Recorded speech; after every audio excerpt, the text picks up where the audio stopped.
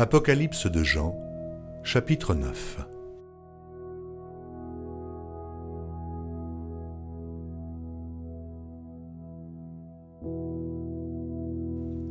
Le cinquième ange sonna de la trompette, et je vis une étoile qui était tombée du ciel sur la terre. La clé du puits de l'abîme lui fut donnée, et elle ouvrit le puits de l'abîme. Et il monta du puits une fumée, comme la fumée d'une grande fournaise, et le soleil et l'air furent obscurcis par la fumée du puits. De la fumée sortirent des sauterelles qui se répandirent sur la terre, et il leur fut donné un pouvoir comme le pouvoir qu'ont les scorpions sur la terre. Il leur fut dit de ne point faire de mal à l'herbe de la terre, ni à aucune verdure, ni à aucun arbre, mais seulement aux hommes qui n'avaient pas le sceau de Dieu sur le front. Il leur fut donné non de les tuer, mais de les tourmenter pendant 5 mois.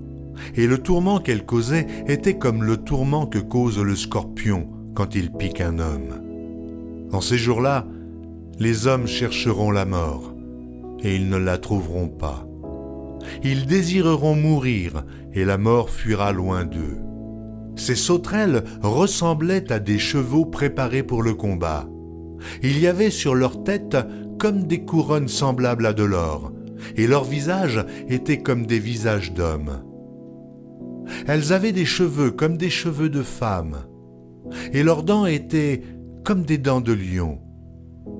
Elles avaient des cuirasses comme des cuirasses de fer, et le bruit de leurs ailes était comme un bruit de char à plusieurs chevaux qui courent au combat. Elles avaient des queues semblables à des scorpions et des aiguillons, et c'est dans leur queue qu'était le pouvoir de faire du mal aux hommes pendant 5 mois. Elles avaient sur elles comme roi l'ange de l'abîme, nommé en hébreu Abaddon, et en grec Apollyon. Le premier malheur est passé. Voici, il vient encore 2 malheurs après cela. Le 6e ange sonna de la trompette, et j'entendis une voix venant des 4 cornes de l'autel d'or qui est devant Dieu, et disant au 6e ange qui avait la trompette, « Délie les 4 anges qui sont liés sur le grand fleuve d'Euphrate. » Et les 4 anges qui étaient prêts pour l'heure, le jour, le mois et l'année furent déliés afin qu'ils tuassent le tiers des hommes.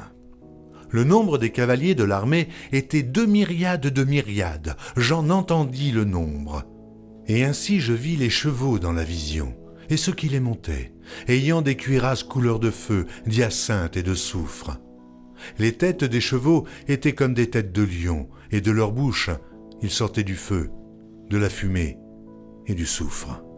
Le tiers des hommes fut tué par ces 3 fléaux, par le feu, par la fumée et par le soufre qui sortait de leur bouche. Car le pouvoir des chevaux était dans leur bouche et dans leur queue. Leurs queues étaient semblables à des serpents ayant des têtes, et c'est avec elles qu'ils faisaient du mal.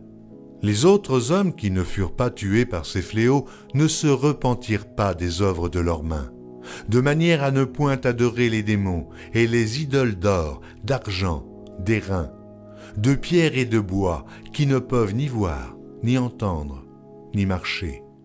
Et ils ne se repentirent pas de leurs meurtres, ni de leurs enchantements, ni de leurs impudicités, ni de leurs vols.